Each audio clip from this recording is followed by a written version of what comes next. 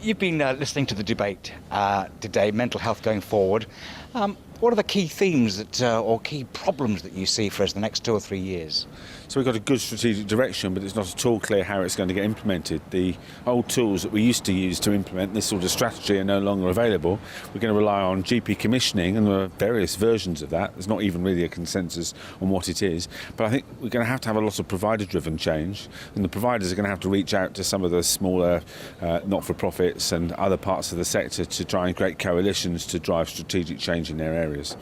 You say people don't know what commissioning is. What do you mean by that? I mean, how do we not know what it is? Well, we've got various versions of it. From the commissioners arrive at every single detail of what's going to happen and then go and procure it, to they ask for outcomes and challenge the providers to produce it. And this is from a very detailed interventionist type of commissioning through to a rather more laissez-faire. This is the overall outcome I want. There's a big distance, and there seems to be various versions in between all of those currently being developed by the different commissioning groups. Perhaps the National Commissioning Board will provide a little bit more clarity at some point, but so far it's thousands flowers are blooming. You talk about the problems in commissioning and the role of the National Commissioning Board going forward, but what would you want to see people actually do about solving the issue of commissioning? How would you go about it?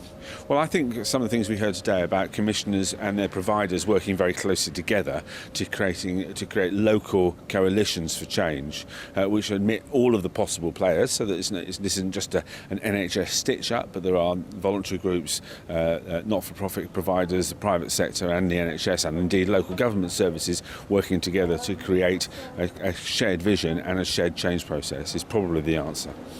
Do you think GPs are going to be up to the job? It's a big ask, because it's not just mental health we're asking them to do. There's a very wide range of other things, and they've got to meet the Nicholson challenge. I think in some places it's very clear that they are, and they will be ready to go. Its question is whether all of them are going to be ready soon enough and at scale, given the very big challenges that we face.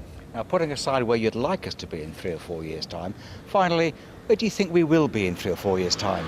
Well, the common thing in health policy I've noticed is that the people who predict doom are generally just as wrong as the people who predict the movement into sun-filled uplands of where everything's wonderful. I mean, things move on, but they often move on much more slowly than you anticipate, I'm afraid, despite people's attempts to make radical change. I suspect we will have seen some breakthrough ideas in outcome measurement. I hope we'll have seen some better ways of paying for mental health. I'd like to see some new clinical models developing that tackle some of the problems that we've heard today. But I think we will see gradualism. There'll be a few places that make a breakthrough, but it's very, very dangerous to predict sudden cataclysmic change, however much the policies might suggest that that's what's going to happen.